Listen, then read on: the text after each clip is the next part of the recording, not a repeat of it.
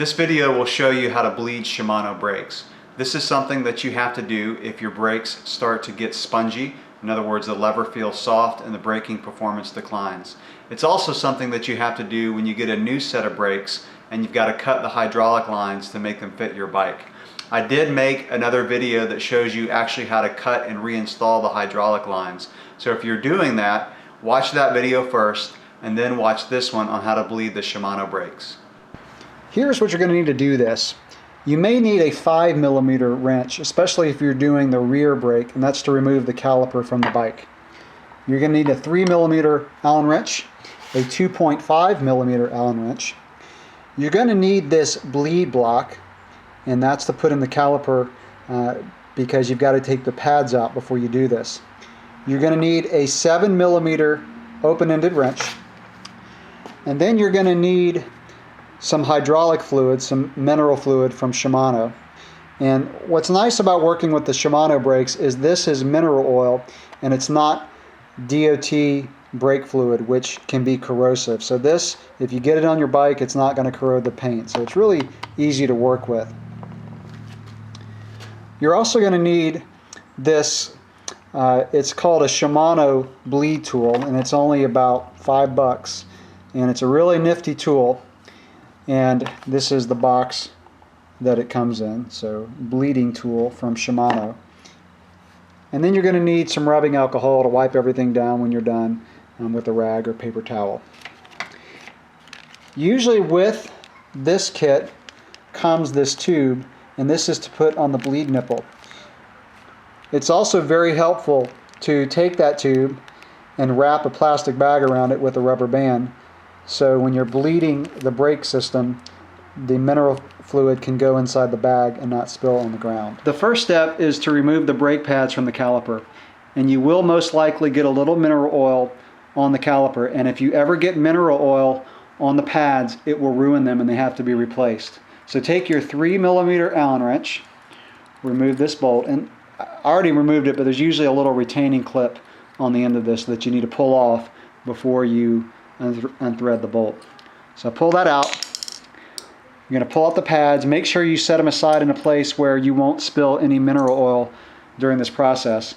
And then you have to put the bleed block in because we're going to be squeezing the brake lever, and you cannot have those pistons freely move.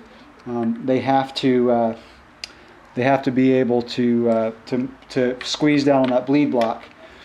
And that way they don't get stuck.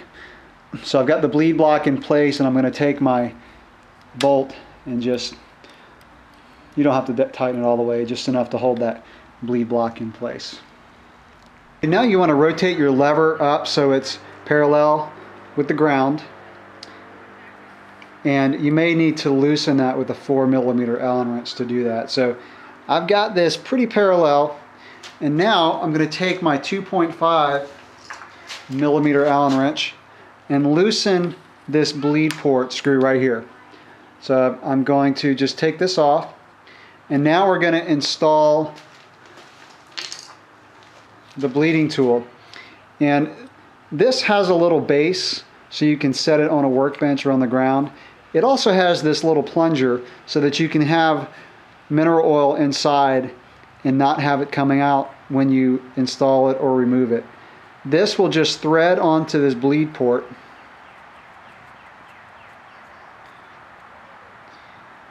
And I've got some mineral oil in there, but I'm going to put some more so that it is about halfway full. Okay, so I filled this about halfway full, and that should be plenty. But as you're bleeding, keep an eye on it. It'll come down as you bleed, and typically this is plenty of mineral oil to do this. But if it ever gets down low and you're not done bleeding, in other words the lever is still not firm, then you need to add some more in there. But again, this should be plenty for this job. Okay, now that I've got the mineral oil inside this bleed tool, remove this plunger so that the mineral oil can go down inside the brake system. Okay, now it's time to move back down to the caliper end.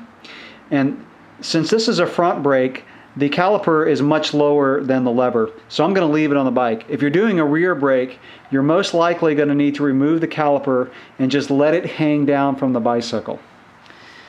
Okay, it's got this little rubber cover on the bleed port, and the bleed port is this little nipple looking thing at the top. So I've already removed this, so I'm going to take it completely off. It's just easier to completely remove it. It does have a cap, but I just completely remove it. Now it's time to hook this tube up to give the mineral oil a place to go so it's not spilling out on the bike. Make sure that's firmly in place.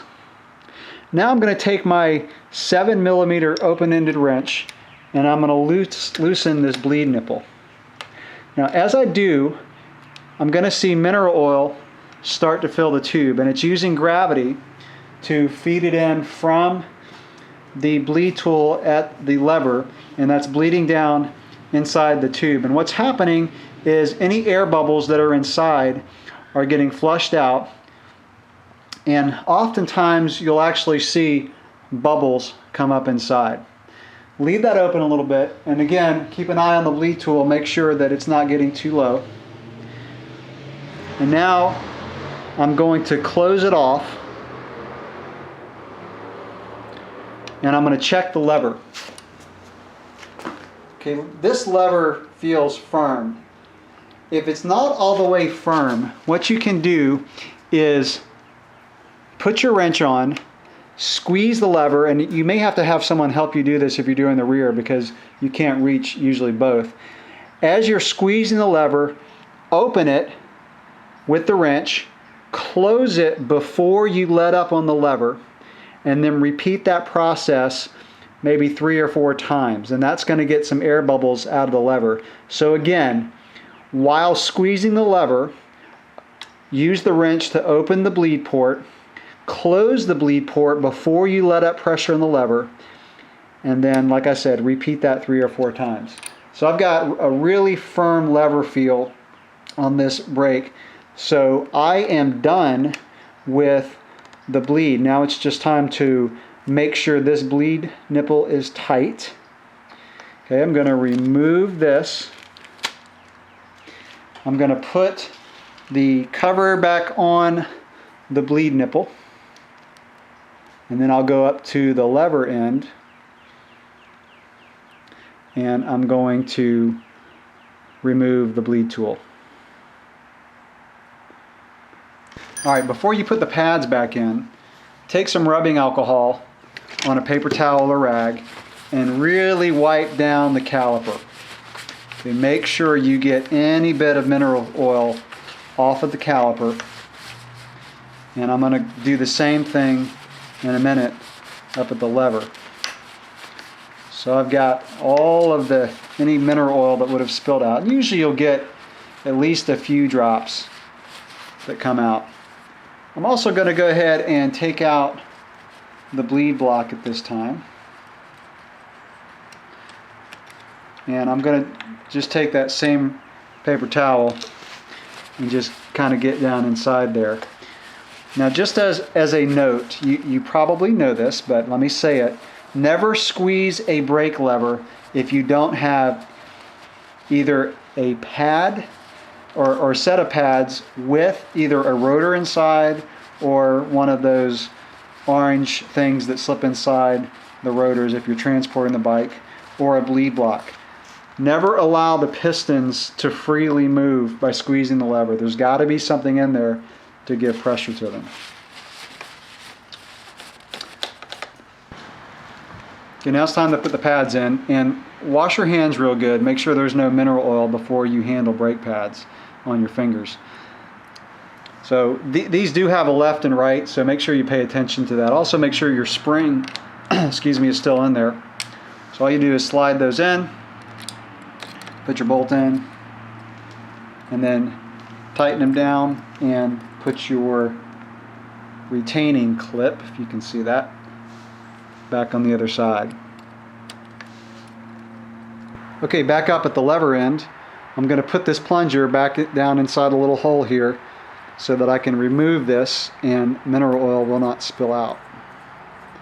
So unthread that. before you put the screw back in the bleed port, take your mineral oil and just put a couple drops inside the hole so you see it kind of level with the surface there.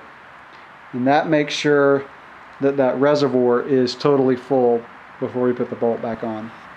Okay, now it's time to just put this screw back in the bleed port. And because that reservoir is totally full, you'll probably get just a little bit spillover, but that's okay. And take your 2.5 millimeter wrench, tighten this down, probably about 4 or 5 Newton meters. That's all you need. And now we want to wipe everything off with a rag and make sure everything's clean up here. Just take your paper towel or rag with rubbing alcohol and make sure everything's clean. Now again, I had this towel on here just to make it easier to see this, but it's probably not a bad idea to cover if you have foam grips or really any kind of grip with a rag or paper towel so that you don't get any mineral oil on there, because that could make your grips really slippery and it's really hard to get the mineral oil out of anything like a foam or even a rubber grip. Okay, that's it. Now you just put your lever back into the position that you want, finish building your bike if you're building it up, or put your wheel back on, and you are ready to go.